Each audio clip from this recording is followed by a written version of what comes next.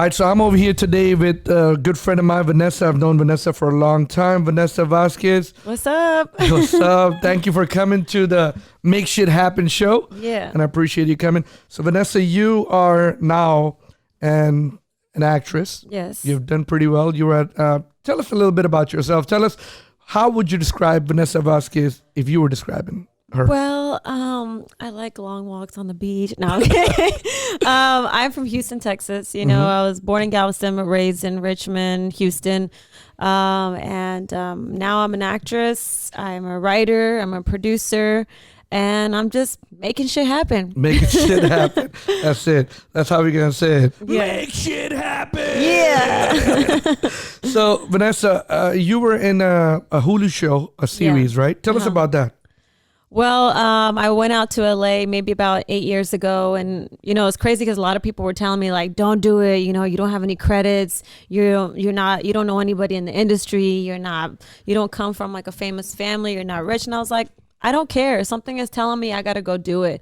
And so I went over there, and it wasn't easy the first couple of years, but after 2 years, I auditioned for the show, and I just felt like when I first saw it, I had to be a part of it. It was like the first time I saw American Latinos stories being told in an authentic way. And I was like, man, I got to be a part of the show. I don't care if I'm the janitor. I don't care if I'm the principal. I'll put on some like a wig or something. But I kept trying. It was crazy is that like I saw the casting director at a FedEx, and I was printing out my headshots, and I did the typical stereotypical actor thing where you pull out your headshot. It's like, hey, I'm an actor. So I did that because I wasn't used to that LA life. I didn't have that ego. I just had a drive. You know, I needed to get it done. And so I told her, I gave her my headshot. I was like, hi, my name is Vannessa. I'm from Houston. You know, if you got anything coming up, I know you do East Los High. She's like, oh yeah, yes, thank you, Vannessa, you know. So she brought me in, and I auditioned for it. It took about 3 months until I finally got cast, but it was an amazing experience. It was just awesome. You know, I didn't expect to have that success so soon. So did you join from the first season of East Los? Well, they did. The first season was like a web series. They didn't even know what it was going to be. So they created a whole season beginning to end. They finished it off, and it turned out to be a hit. Then Hulu saw it, they caught on to it, and they were like, we want to invest in this. We want to make it one of our original shows. So they revamped the show. They started new storylines, and they did a whole new cast. And you were on the Hulu series. The Hulu series, yeah. Were you on the web series also, or no? No, I wasn't in the first season that helped launch it. So you said you went to LA without knowing anyone? No, I knew like one person, and that person barely even talked to me. I was like, really? I don't care. I'm gonna figure this out. So what made you go to LA? I think it was like the first time in my life where I really had to put myself first. You know, I really had to follow my dreams. There was just like something inside my soul that just kept yearning, that was like, this is something that you have to do. And no matter, it's like every avenue that I took, everything that I did, I wasn't at peace. Something always went wrong. And I was like, I just finally gave in. And I said, I don't care what anybody says. I'm doing this. I'm doing this for me. This is something that I feel like I have to do. And I went over there. Everybody thought I was crazy. I thought I was a little crazy. But, you know, I did it. So you know, I've known you for a long time. I don't know if you remember, but I think I've met you first time at Taco Milagro. Oh my God, Taco Milagro. That was the place. I mean, I think you were going to U of H at that time, right? Yeah, we used to kill it on the dance floor. Yeah. And then met you over there, and you were going to U of H. And then, I mean, I've known you for a while. So I know some of the stuff, and you know, I would like to talk about it. So you went to LA, but I know you were in a committed, long-standing relationship, right? Yeah, I was in a very serious relationship before I did. And it was kind of challenging because I knew this person for so long. And you met him in college when I met you in Taco Milagro. No, we actually met in college. No. I said you met this guy when I had met you at Taco Milagro, because I remember you talking about that. Oh, okay. Yeah, maybe. But I think you had a class with him. Yeah, I did. I went to college, and I thought this person was like the love of my life, you know, and I really cared for him deeply. And I just did everything that a normal, or what we consider normal, traditional to be, right? That you go to school, you graduate, you get married to the person that you love and you want to be with. And I just felt like I followed the formula, you know, that of society, that my family, that friends, the expectations of a female. And I realized that that wasn't the plan for me, that I realized I wasn't happy. And then one day you just said, and fuck it, I'm one leaving. day we decided that it wasn't working out. We had different dreams, we had different goals, and we couldn't find compromise. And so unfortunately it was a really hard decision, but I had to really, like I said, put myself first for the first time in my life, and really figure out what is it that I truly want, and have I really followed my true authentic self, my true dreams, or have I just kind of been going along with the expectations of society? So you grew up in Houston. Had you ever been to LA before you moved over there? I had been over there once, just for a screening of a film that I did, but it was only for a weekend. And it was really cool because we went to Universal Studios and we had the screening there. Nothing ended up happening with the film. I think they got an offer, but the investors didn't go forward with it. But that was the only... You did a film while you were in Houston? In Houston, yeah. Okay. And it was like a short film? Or? It was a feature film. It was my first feature film, okay. yeah. And then you decided things are not working out with this long-standing relationship. I need to start thinking about myself, and I'm just going to go to LA. Is that what happened? Sort of. Did you tell your mom or anybody? Did you tell anyone I'm leaving, or did you prepare somebody? Did you call somebody? I think I just told my family. I was like, I've done everything. I went to college. I got married. I did everything you guys always sort of wanted for me to do. And I thought that's what I wanted to, but I'm not happy. And I'm not going to be happy until I give this a shot. And my soul is going to be restless until I do. And that was it. I mean, my mom and everybody was like, what do you mean? You're going to leave us? So I was like, yeah, I got to go. But, I think my family, they just kind of, they realized that it was the best thing for me. So you bought a ticket and flew over there? No, I drove. Oh, you drove? I drove. I got on the I-10 West and I was like, boom. I was like, I'm out of here. And it was awesome. I have to tell you, it was the first time in my life I really felt like this fire, like in my soul that I couldn't even describe. I felt liberated. I was like, freedom. Like the chains were coming off. And I was like, Jesus Christ, somebody would have told me this earlier. I would have came to LA a long time ago. Put your head outside outside your window while the car was driving. Hotel California, here I come. like you remember like that scene from Dumb and Dumber with Jim Carrey? Yeah, I was exactly like that. That's what you were doing. Yeah, okay. my hand. Gotcha. So you knew anyone in LA? No, I knew an actor friend of mine that I had done the film with, but he was busy doing his own stuff. He was filming. And I actually, when I told my step grandfather that I was going, he has like a niece that she turned out, she was an actress and she'd been in it for a while. Her name's Alma Martinez, and he connected me to her. She was, she's a very veteran actress. She's been in like Zoot Suit and a lot of stuff. And I was emailing with her back and forth. And I think it was like 7 months in until I finally met her. But she was, would help guide me through emails and stuff like that. So you were in LA when you were emailing her? Yes. Oh, but y'all never saw each other for 7 months? For 7 months, no. Man, that tells you how big LA is, huh? Yeah, but, also people's schedules are pretty crazy. And she was acting and she was also teaching at the same time. So walk us through. You went to LA. You drove over there. I drive in. You said everything. You said, hey, bye, Houston. I'm out of here. Yeah. Got to LA. What did you do first when you get there? Did you have any money with you? Did you take any... I had a very little money. I was working at like this, I was selling pots and pans at the store, like doing infomercials inside the stores. And it was the only flexible job I could have. And I worked all throughout the holidays and I saved up, I think like maybe $6,000 that like within 2 months. I was working my butt off. And then finally I get there.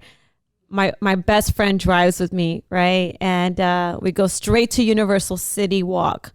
And I was like so excited, and then boom, as soon as we get there, I see these huge billboards everywhere. And I remember seeing a billboard of Salma Hayek, and I just like froze, and I had this realization of like, and I started panicking, and I told my friend, I was like, oh my God, what the hell am I doing here? I just left my whole family. I was like, what's wrong with me? Am I crazy? I was like, I can't just, like, what am I, who do I think I am? You think I'm going to be Selma Hayek? You think I'm going to be up there like on a billboard? I was like, I'm crazy. I was like, oh my God, I can't do this. You're going to leave me tomorrow? Like, I literally have a panic attack. She's like, boom, she's like, slap me. She's like, yeah. She's like, you've been, this is what you came here to do. This is what you always wanted to do, is Belinda. She's like, this is what you always wanted to do. She's like, we didn't drive all the way 25 hours for nothing. She's tired too. And I'm having a panic attack, and she's like, brings me back to reality. And I was like, okay, you're right. She's like, just, you're fine. Everything's going to be fine. And then I had already applied to a school, an acting school. And I just had this feeling that as soon as I got to my acting class, everything was going to be good. And I was like, I imagined myself being immersed in the energy of LA, going to acting class and going to my auditions, just doing everything towards a dream. And I felt at peace thinking about that. Just that vision, the moment where I started panicking, I started seeing my vision, and somehow I got at peace, and I just kind of sort of got back to reality. I was like, okay, you're right. One step at a time. Today I panic. I eat a hamburger at Mel's Diner. And then tomorrow we go to class.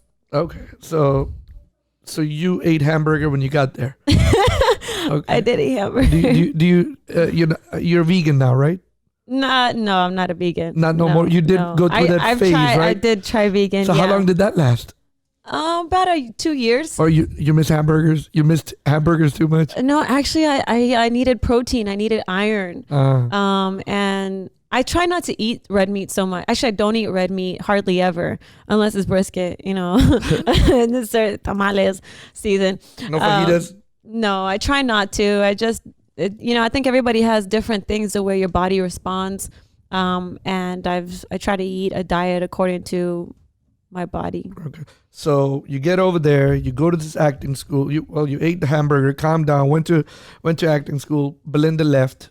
She left the next day. She left the next immediately. day. Oh, immediately. She flew back or something? Yeah, she flew back. All right. So then what happened? Then I started going to class. And did you find a part-time job? Did you find any gigs? Yeah, I was working still at that job for a little bit, and I realized I wasn't making enough money over there. And the diner that we went to go eat at, Mel's Diner, it's Hollywood and Highland. It's a really famous diner. We were sitting down, and one of the waiters comes by, and he was like, hey, what's up? And I was like, and he was trying to talk to me and Belinda, and I was like, yeah, this is my best friend. He goes, oh, I'm your best friend. I'm your best friend. I was like, you're my best friend? I was like, all right, you're my best friend. So we try to we were just all kind of hanging out. Next thing you know, I told, we became friends. And then I told him, I was like, hey, I need a job. I was like, I'm not making enough money at this company that I transferred with. And he was like, well, come through Mel's Diner, and I'll get you a job here as a bartender or waitress. And I was like, okay. And man, that was a big ego hit, because they made you wear these funny 50s hats and clothes and stuff. And I was like, how am I going to be a college graduate running around in my Mercedes and going to work at Mel's Diner? I was like, okay, chill, Vannessa. You got to make shit happen. You know what I mean? And so I went, I stuck it through, and I was making pretty good money, actually. At Mel's Diner? At Mel's Diner, right in the center of Hollywood and Highland. So you were basically just like a typical actress. Went to LA. Worked at a diner. Worked at a diner. I was going in acting class, and I was doing anything and everything I could to get ahead. That's stereotypical though, right? It's very stereotypical. Yeah, that's exactly the classic actress story. Okay, that's the actress story in LA. She was working at a diner, yeah. So tell me, how many movies or short films or shows have you done? Sitcoms? I haven't done any sitcoms, but I've done, I think that after the first year, I was like the second year I was there on my own. I booked maybe 3 feature films, 4 actually. that Four next feature year, films. 4 feature films, and they've all had their run throughs through Amazon, Netflix, in their time period. And then right after that, I was doing a bunch of independent films, and then I got booked on East Los High, which I was on till 2017, from 2014 to 2018, actually. So how many seasons does East Los High have? It has 5. 5 seasons, years, and you were one of the lead actress in all yeah. 5 of them. Yeah. Now, what? Let me ask you. Well, off from the beginning when they started new storylines, 2014 to 2018. 2018, Yeah. and so 4 years. is it done now? It's done. It's done. They want to bring it back, but I don't know if that's gonna happen. It's gonna happen. Now I know you were in an NBC pilot also. I was on an NBC show. Yeah, sure. I did a guest star on the TV show called The Brave. That was really awesome. That's probably one of the best roles I've ever got to experience. I played a Colombian FARC terrorist. Oh, really? Yeah, but the thing was is that I didn't really see her as a terrorist. I think outside looking in America, we see people who have gone through a lot in their countries, and the moment they decide to rebel, and yes, unfortunately they do it in a very negative way where it hurts a lot of people, but oftentimes we don't take into consideration what our country is doing to other people, right? And I think that for me was very eye-opening in a way of like understanding and being compassionate with other countries, and really trying to dive into the lifestyle people had. So I don't know, for me as that character, I thought I was doing it for my country, and I could see how people literally take other people hostage for the sake of survival. And then they made me shoot a gun. I didn't like it because my back started hurting because it was so heavy. I was like, I'm not used to these things. What kind of gun was it? I don't remember. It was a big one. It was a big one. Oh, I got you. And now, so what are you doing in Houston right now? I'm filming a series now. It's called Be Someone Series. It's a crime drama. It's about a high school football star who comes out, and suddenly he's not this high school star anymore. Suddenly he finds himself trying to make ends meet and support his family, and he gets involved with the wrong people and drugs. And I am playing the daughter of a Colombian cartel. I'm playing Colombian again. Oh, you're playing Colombian again. Yeah. You ever been to Colombia? I've never been to Colombia. I need to go. You gotta go. I know. Go. Real beautiful country. I know. You So I've go. heard. Yeah. Yeah. It's very nice. Okay. Yeah. You gotta go one day. I'm gonna go. Probably next year. Where would you want to go? Since you've been cartels, I mean, are you gonna go to Medellin? Oh my God. Where Pablo Escobar's from? I gotta go. So tell me, so this movie that you're doing right now, you also have a short movie coming tonight, Yeah, right? I have a Premiering short tonight? film that's Short premiering film. tonight and Saturday at Match Houston, and that one was inspired by my real life. It was a film that I wrote with my cousin Ivan Garcia. He's a filmmaker also in Monterrey, Mexico, and we wrote it, created it, produced it, and we've been doing festival rounds. And that's about an experience when I was in my teen years. I went to Mexico to search for my biological father. So it's inspired by those events. Talk about that a little bit. You went to go search for your biological father in a different country. I did. I grew up my entire life not knowing who my dad was. I didn't know what he looked like. I kind of had that missing identity of like, is that my daddy? Are you my daddy? And I felt like I needed to fill that void. I needed to have understanding. I felt like my mom wasn't giving me 100% answers, and obviously she couldn't. She had her own. Everyone has one side to the story. Yeah. Right. So that was only her side, but I felt like there was more to it.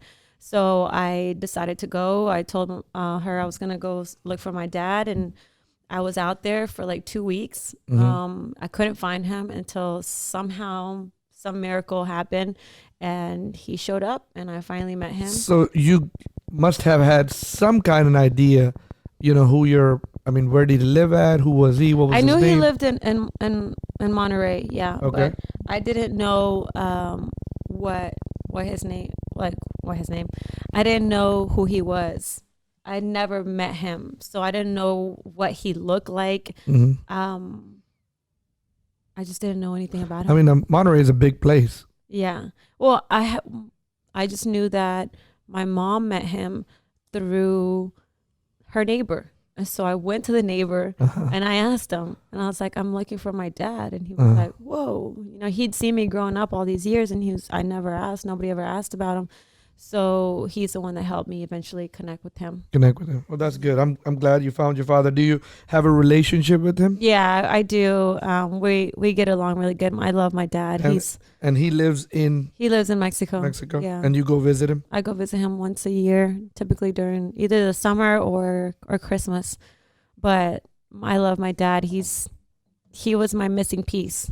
That's awesome. To understand me. And then, so you grew up over here with your mom in Richmond, right? Richmond, yeah. Richmond, Sugarland. You went to school over here and everything, and your mom got remarried.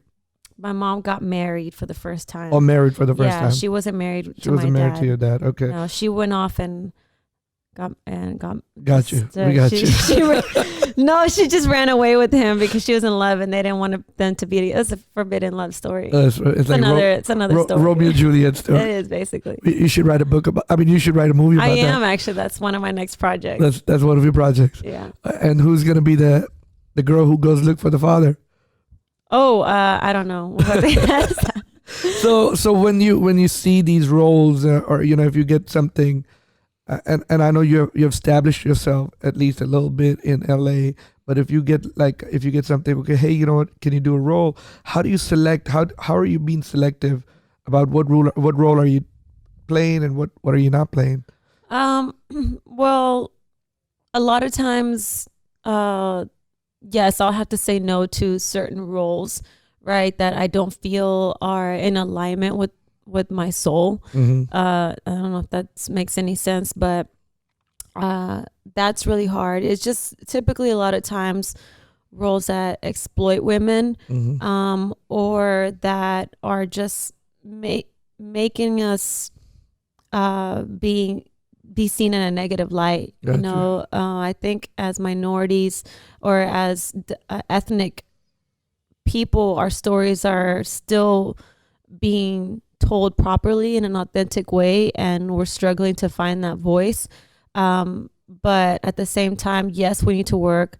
However, making sure that we work without perpetuating another issue, that's always a dilemma of having to find that balance of like, okay, I need to do this work. I love this work, but it's also perpetuating this. It's like, how far can you really push it? But I've also been writing. That's also why I've turned into a writer and producer in order to help get more of our stories told authentically from our voice. So you're writing strictly movies? 4 movies? I wrote 3 TV series, and I wrote a movie. Okay, so what was did it ever film they're right now, I'm pitching them. Okay. Well, one of them, I helped produce a series, that I didn't write, but my friend wrote it, and it's called Border Patrol Comedy. And that one we're also doing festival rounds with it. And it's basically like a Reno 911, but for Border Patrol agents. And it's super funny. We're really proud of it. We're taking that out to pitch early January. I know you did a stand-up comedy one time. I did. I did it for like 2 years. You did it for 2 years? Yeah, oh, I just saw the post that you'd done for the first time, a stand-up comedy. How did that go? It was awesome. I kind of did it just because I wanted to challenge myself as a performer. And I was like, man, I've taken every acting class possible. I did improv, I did drama, I did comedy, I did sitcom. And then I just, stand-up comedy is one of the hardest things, and nobody will ever do it, and they stray away from it. And I was like, I'm going to do it. I'm just going to do it. I'm just going to put myself up there. If I fail, I fall flat on my face, then I do, but at least I tried. Oh, well, that's awesome. And I just put myself out there. It was the scariest thing. And I was like, what the hell am I doing? But my first performance, man, I had so much fun. It was actually came out pretty good. So what made you stop doing it? It was taking a lot of my time in regards, you have to rehearse a lot. You constantly have to be writing. You have to be in open mics like 3 or 4 times a week, if that, sometimes even more. So it's just something I've done it. I'm going to move on. Yeah. I mean, there's always, I know how to pick it up if I need to, if I want to later on. However, right now I felt like I needed to really focus on storytelling. I needed to focus on my acting. And so, you know, you kind of have to prioritize your time. So who do you look up to as another actor or actress? I mean, is there somebody you say, you know what, I like this person, I like this actor, this actress, I like the way I like their work, you know, would like to do some things they do? Yeah, a few of them. I think as I've been in this industry, I've learned to have respect for a lot of the Latina actresses. Okay. I understand the struggle of what it is, and yeah, you could look at them and say, "Oh my God, they are so pretty. They probably just got there because they're beautiful," but no, they've gone through a lot, and I really respect each one. Like I look at Jennifer Lopez and how she's been able to master her craft in different areas, and how she's such an entrepreneur. I really admire Eva Longoria for being executive producer and director of things that she's done. That's what I feel like my world is going into. That's my dream, to have my own production company and produce my own content and films, and whether I star in it or for other people, that's what I want to do. But as far as like roles I've taken on, I think like Penelope Cruz, I really love the depth, the intensity of her work. And I really admire her craft, and I love the films that she's chosen, from like drama to comedy, and there's always like a little mix of everything. Yeah, I mean, I just admire a lot of them. So does someone say that you resemble any actress? Yeah, I do. I mean, I get, people always tell me that like if Salma Hayek and Penelope Cruz had a baby, I would be their baby. I was gonna say that too. So and I mean, I love Salma Hayek and Penelope. Yeah, I love Salma Hayek too. Like I met her once, and she just has such a incredible soul. Like you just tell, she has a very motherly, nurturing, and caring like spirit, and you just want to hug her. You know. So you ever met Penelope? No, I haven't. You haven't? No. What about Eva Longoria? I met Eva. Yeah, What I've met Jennifer Lopez. They all have. I just wonder how Jennifer Lopez is in person. Super nice. Yeah. I mean, she was really sweet when I met nice her. She's so nice. She's like, hi, like, you know, and Eva Longoria was like, what's up? You know, Texas, like throwing up Texas signs. And so everybody was nice. Well, yeah. That's good. That's good. And I know you met George Lopez one time, didn't you? Yeah, it was funny. I was just thinking about George Lopez. We've hung out a few times. He's like my friend. Yeah. I got his phone number. We text each other, like, what's up, G-Lo? He's cool. He's really cool. Yeah, he's really supportive. You know, when I first did my first stand-up, he actually messaged me on Instagram, and he was like, welcome to the family. And I was like, I'm accepted. Well, you know, I mean, you know, he's one of my favorite comedians. So that's good. If he sends you a message, welcome to the family, must mean a lot. Yeah. Especially from a legend like him. For sure. So tell me, what is in near future for Vannessa Vasquez? Well, like I said, right now I have, I'm pending on some projects that I can't really talk about, but hopefully I'll get some answers soon. But right now I'm creating and developing my own shows. Okay. Yeah. I want to bring more shows to Texas. I want our stories to be told. I feel like we're still not there yet. I think the last TV show that somebody made was Dusk Till Dawn. It was the vampire show that Robert Rodriguez was, and before that I think it was like Dallas, the TV show Dallas. But no one's really telling the Houston stories. Or I think Friday Night Lights, the movie. Friday Night Lights, that was in Austin. But in a more diverse way, I feel there's still so much to be told. And that's what I want to do. All right. So you talked about, you know, Latina actresses and stuff. So what are some of the challenges you faced in Hollywood personally as a Latina? Well, obviously it was crazy because, you know, growing up here, I never really thought about, oh, you're Latina. You're pigeonholed to this, right? You're going to be put in this category. No, if I had an interview for a job, I thought anybody could get it, you know, based on quality and talent. And it was different out there. It's like, no, you're Latina, you're going to go for the Latina roles, and that's it.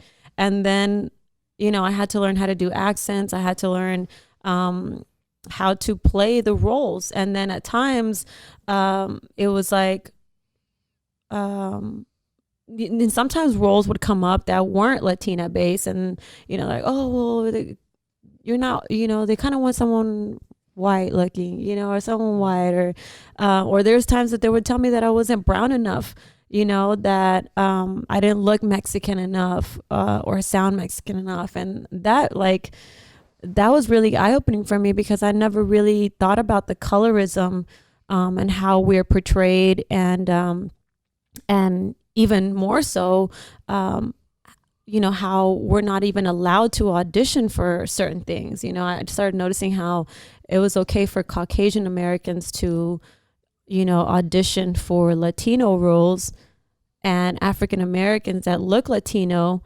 But for a Latino to go and audition for a white role or Caucasian role or for an African American role, that's no, unless you change your name, but it doesn't work the other way around. And the systemic racism and oppression, and like that, I didn't really know it existed. It sort of made me become more aware of society, because it's not just the entertainment industry. Really, the racism, the colorism, the sexism happens everywhere.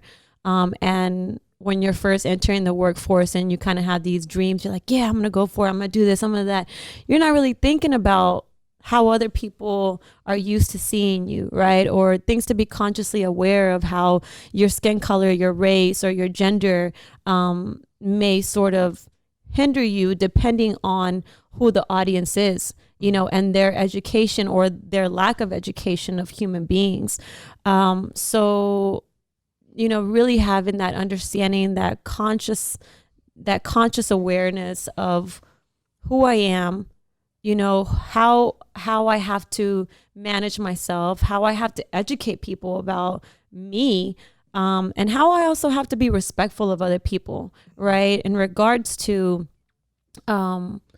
racism, sexism, and colorism, right? Because it works both ways.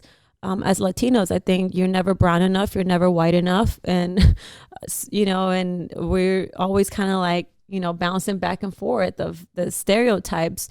But I think as more people start getting into leadership positions and we start creating our own stories from our own voice, then people could say, okay, we're not just sombreros and tacos all the time. You know what I mean?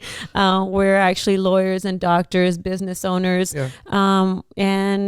And we're far beyond just this typical one-line character.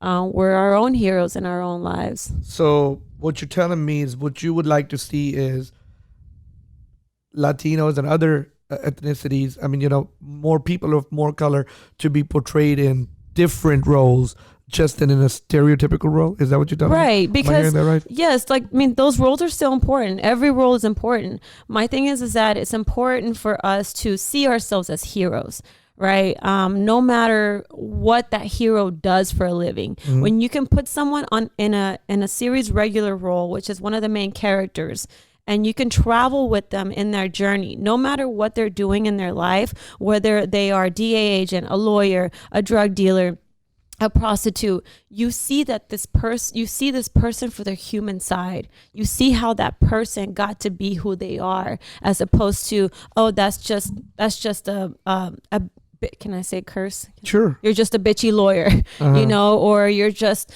a crooked doctor, or whatever it may be. But it's like, how did that person become who they are, right? To where I feel that the more that we can get to that in society, get to that level of compassion, we're able to understand ourselves as human beings, and we're able to connect on a level that I think consciously on a human spirit level, we're still struggling to get there. So what would your dream role be?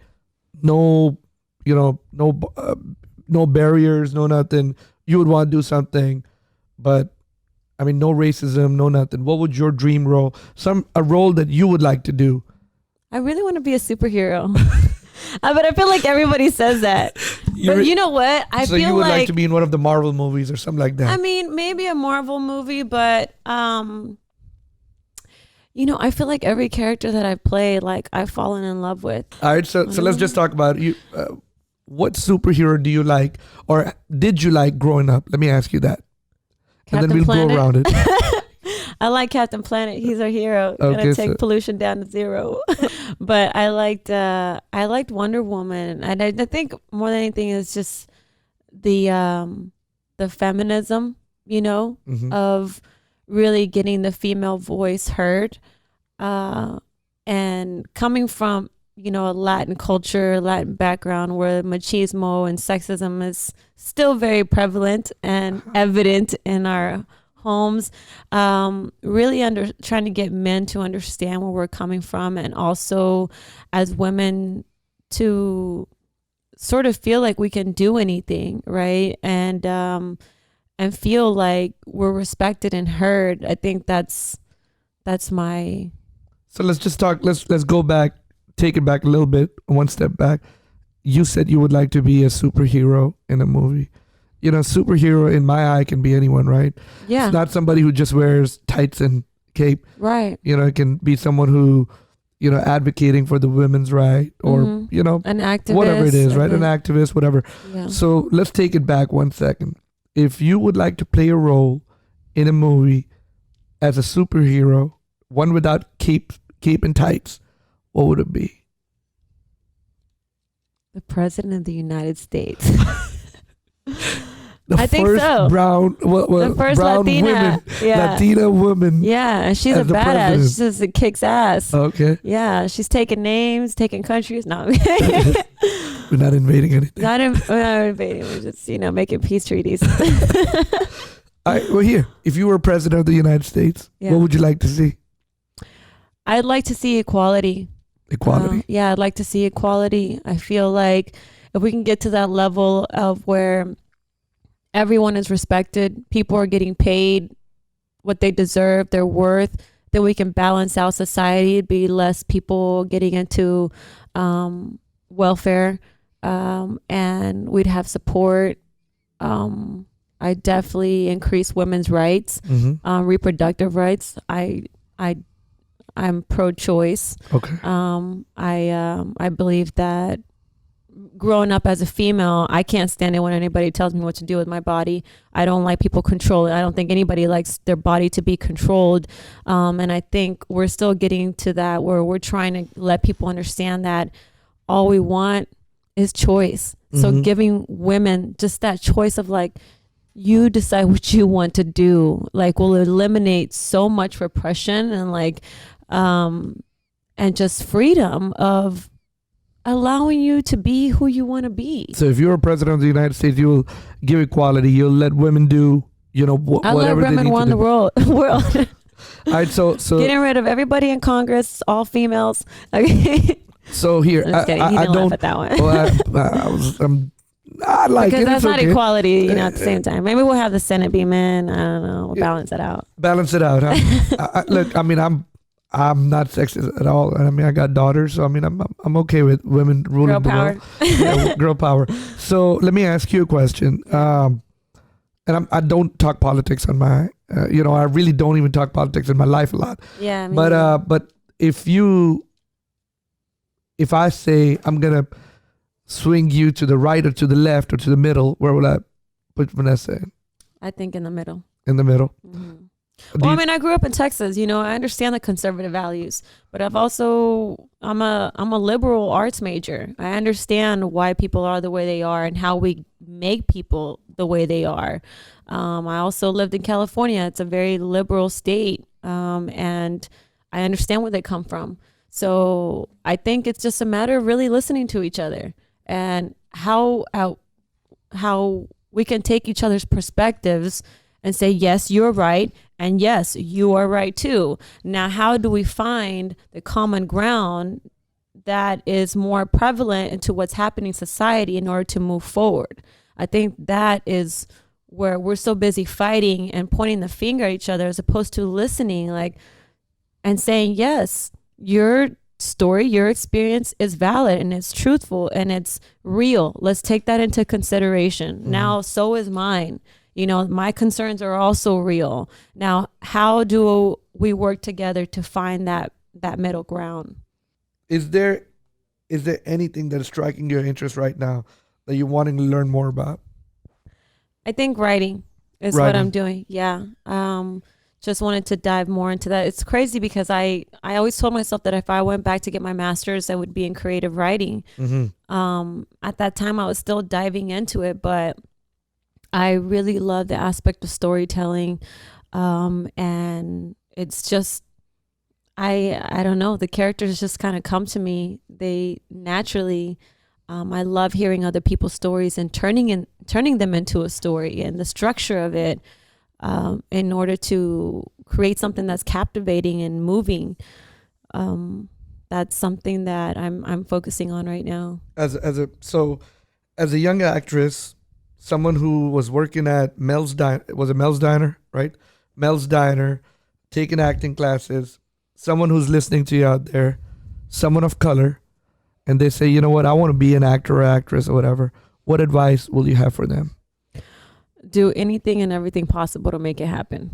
Seriously, like get into an acting class, do your research, go online, look at the agencies that you want to be in, and Google how do you get into that. Call Mm-hmm. them up. What do I need to do to get into that? Email them. Write your own stuff, create your own stuff, network with people as much as possible, as other actors that are also coming up. Create your own content, and more than anything, never give up. And when you feel like you want to, just know that's the moment where something is around the corner. And you just keep, it's persistence, determination, and you have to understand your why. Why are you doing this? It has to be much bigger than, I just want to be an actress. It's like, what is it that you feel you need to tell the world? What makes you unique that you feel also connects to the universe and everyone else. So, you know how sometimes someone asked me this the other day, and they're like, matter of fact, I was having a discussion with somebody else, and nowadays on Instagram, everybody's like, be your own boss, achieve, dream, and you can achieve. Stop building someone else's dream, build your own. Mm-hmm. And they were asking me, do I think everyone can be a businessman or an entrepreneur? Because that's what I do. I'm a businessman. Mm-hmm. And I mean, my point of view is a little different, right? I'm like, yeah, anybody can do whatever they want to do. I just don't think everyone has the discipline to do to become a big entrepreneur or a businessman or to be a successful. Some people need structure. Some people need some set of rules. Yeah. So as an actor or actress, can everybody or anyone be an actor or an actress? Is there something needed? I mean, is there something that they got to have within them to make them a good actor or actress?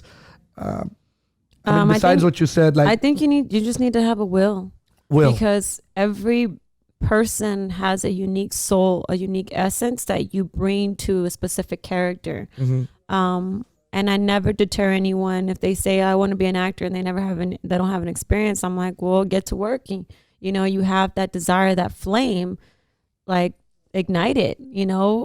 Set it on and keep going. However, I read something recently that really struck me, and it was in a book. I can't remember which book, but talked about how the same thing that you're talking about. Everyone's pushing towards, be your own boss, do this, do that, be a leader, go all this is like, but oftentimes being a leader or just being a stay-at-home mom, or just being a janitor, whatever you do, or you're working for somebody's business, you can be a leader in any aspect of a career. Mm-hmm. Doing your best always, knowing how your work contributes to the bigger part of the company, of your family structure, of your children. Like, you don't know if that stay-at-home mom is nurturing the next president of the United States, you know, or the next big rock star.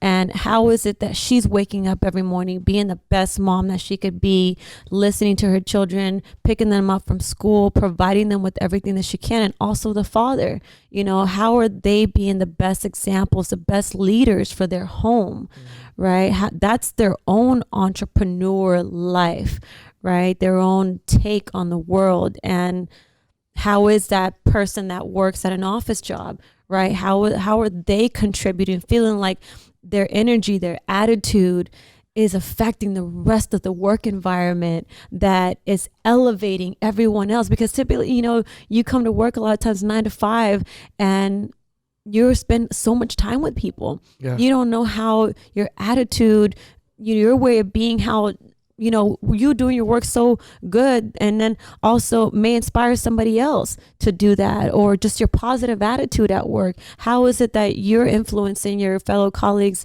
and the rest of the work environment, the energy, the spirit of it, and just knowing that no matter what you do, you have a huge impact, whether you realize it or not. So whatever you do, give 100%. Give 100%. Do your best. Be your own boss in that way, where you're handling yourself. You're your own boss in a sense of like, I got my emotions. I got my job.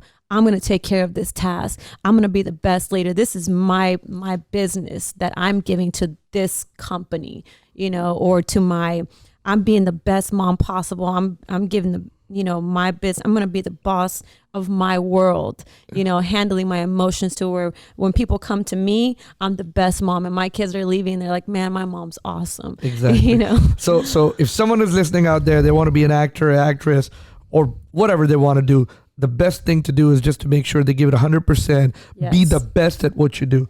Be Yes. an actress, be a mom, a office clerk, whatever it is. Just be, I mean, and I agree with that 100%.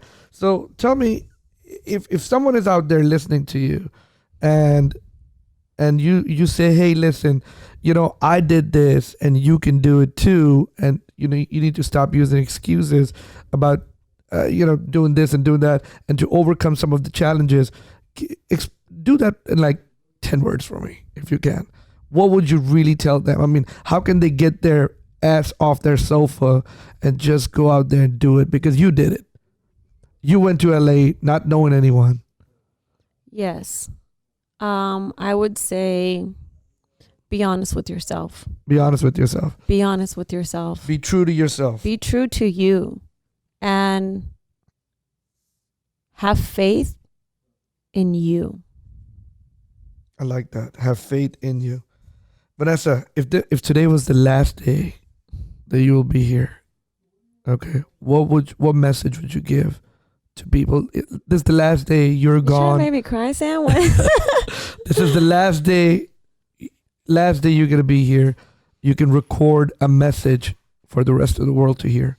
Someone might find this message 5 years from today, 10 years from today, and you give them, you leave 3 words of wisdom or 3 sentences. What would they be? I would say listen to each other more. Listen to each other more. Yeah. All right, that's one. I would say learn how to love yourself. Okay, so learn how to love yourself. Listen to each other more. Mm-hmm. Number 3.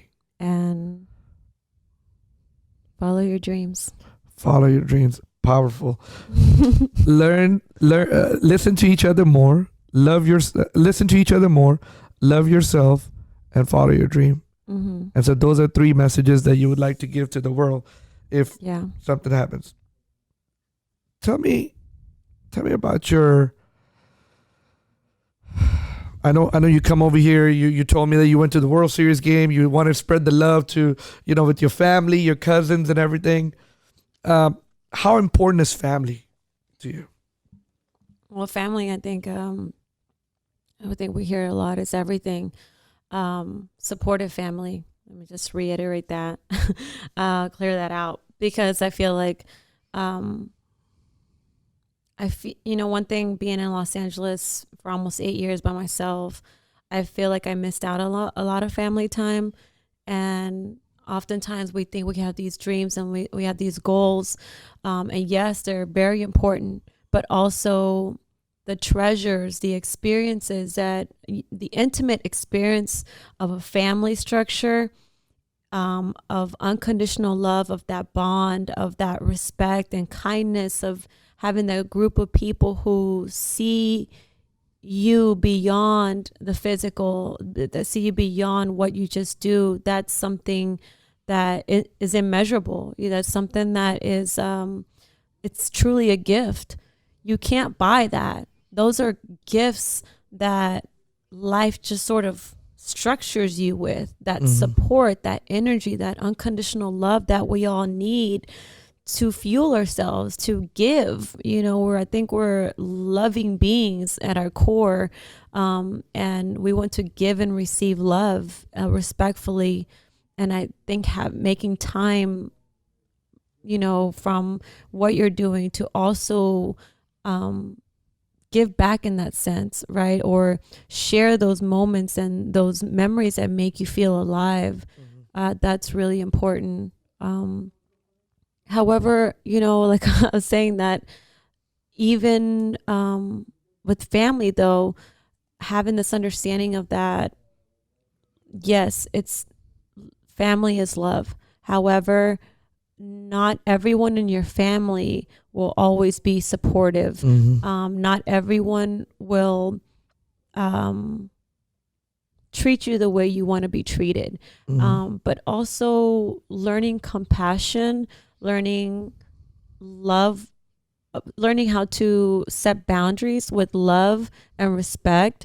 I think those are things that we sort of learn how to do within our family structure. And I think the dynamic of family is where we grow in our relationships. Where can people who are listening to you, where can they find you? Are you mostly on Facebook? Are you on Instagram? I'm on Instagram, Facebook, Twitter, Snapchat. Everywhere, huh? Tell us where can they find you on Instagram? Vannessita V. How you spell that? Vannessita, Vannessitav. Vannessitav. That's on Instagram. Yeah, Vannessita V. And what about Facebook? The same. Same thing. All my social media platform is All is Vannessita V with Vannessita 2 V. N's and 2 S's. Got you. That's so. LA or Houston? Where would you ever end up at if money was no object and you could buy a big ass house? Oh, Houston. Houston. Yeah, out in the country, like maybe Needville or Sealy. Just buy land and some cows, some chickens. And set live in isolation. live the country life. Live the country life. How long are you gonna be in Houston this time? I'm not sure. I'm pending on a project right now, so either till the end of this month or the end of, I'm not sure. If someone wants to connect with you do people ask you questions on Facebook or Instagram or Snapchat or Twitter? Ever? Yes, on Snapchat, people will send me questions. Questions. Yeah. What kind of questions do you get mostly? Give me an example. Are you from Houston? Yes, People always ask me that. Oh, that's what they ask they you? ask me that. They're like, "Are you from Houston?" I'm like, "Yes." And then or what? they'll ask me like advice, like how do you become an actress? And I always tell them the same thing. I'm like, get into an acting class. If you're in high school, get into your theater class. If there isn't one, find a local community theater. Get yourself involved. Get yourself out there. You have something that you need to express. Now we have YouTube. Put a camera in front of yourself on your phone, and upload it. Write a scene. You can YouTube how to create scenes or practice a monologue. Record yourself. Question that you would like to be asked, but nobody ever asked you that. Wow. I don't know, actually. I don't know. I feel like people ask me a lot of questions. People ask you a lot of questions. So there's no question that you would like, man, I wish someone would have asked me this. I wish I could answer that. None. No. Oh, well, shoot. That's good. But if you think about it. Well, people, you know what? Every once in a while on social media, people will ask me or in my personal life, people will ask me, why am I single? Still, but nobody ever asked me that on on a platform. And I would love to actually talk about that. All right, well, tell me, why are you single? People Why are are like, you oh my still God, single? you know, my family questions me all the time. But I feel like what we do as actors, Mm-hmm. it's a very up and down thing. We're never really in one place. And one thing that I had to learn how to do is be on my own a lot. Mm-hmm. And I had to truly learn how to love and depend on myself and the universe without anybody else. And I think once you get to that aspect of like, you have to find love in the world, Mm-hmm. and you have to know that love comes from you giving. Like the energy of love is just a matter. It's just an energy that you can recreate anywhere. Intimacy is different. But I had to truly learn how to find love, you know, and how to create the love within myself that you sort of, you know, and I don't know if this is a good thing or a bad thing, but I feel like it's a good thing to where I don't feel dependent on it. You know, I don't no longer feel like I have the pressures of what I used to have of like, you need to hurry up and get married. You need to do this, you need to do that. I'm more of on this journey of like, I'm on an adventure. That's how I feel. And I feel joy and I feel happiness and I feel freedom and I feel love all the time. And people don't understand that. They have a hard time grasping that I'm actually happy and that I actually feel like life is amazing, you know. And if I see a family and they're happy, I'm so happy for them. That's their dream. They're finding love in that structure, but that's not the only place that and I try to, you know, explain that because there's some people I feel who are locked into families that aren't happy just because they feel like, well, this is where love is supposed to come from. This is where I'm supposed to be. It's like, no, actually, love is everywhere. And yes, when people are single and they're having a great time, like they can get up and go work on a project. You can get up and I can get up and go to France for a while. I can find a boyfriend for like a month or two, you know, if it works out forever, if it works out for the experience, then I respect that human being. You love yourself so much and you respect yourself so much that you learn how to love and respect other people. So you're not burning bridges, you're actually creating beautiful life experiences. I always say that you have to be happy. You have to be happy first. Yeah. Before you can make other people happy. Right. And somebody can either be single, can be happy single, or you could be happy in a relationship. It you know, it all depends on you. It depends on you. So you feel that you are happier being single. Yeah. And because you have the freedom to do whatever, and you don't think you're obligated to have somebody to make you complete. Is that what I'm right hearing? right That's exactly it. Well, there you go. We just asked you that question today. I know. There we go. And you know, at the end of the day, it's what makes the individual happy. Right. So, and if I find someone that, you know, wants to go along my journey and have this life experience with me, they have to understand that I'm not always going to be at home, you know, that we're not always at home. But it does, I mean, it's not a very conventional lifestyle. So it does take time in order to find a soul or spirit that's sort of like in sync with that. It's a challenging career. I mean, it's demanding. I mean, sometimes you're here, sometimes you're there. Depends on how many hours there are. What does Vannessa's day look like? Vannessa's day looks like very busy. I typically wake up and, you know, my agents in LA or here, they'll send me emails of So what time you wake up? meetings, 8:00. Okay. Yeah. I don't like to wake up too early, and sometimes I sleep in because I actually stay up late. Need beauty sleep, yes. But I stay up late writing or creating or doing auditions or So wake set. up at 8. What do you do after? I'll work on either a script, either one that I have to prepare for an audition or for a role, or I'll write my own scripts. What is your workout regimen? I mean, how do you stay in shape? I have a very strict diet, and I eat I try not to eat so much sugar. Mm-hmm. And I work out. I do cardio a little bit, but I mostly do strength and conditioning, some yoga. I have to meditate.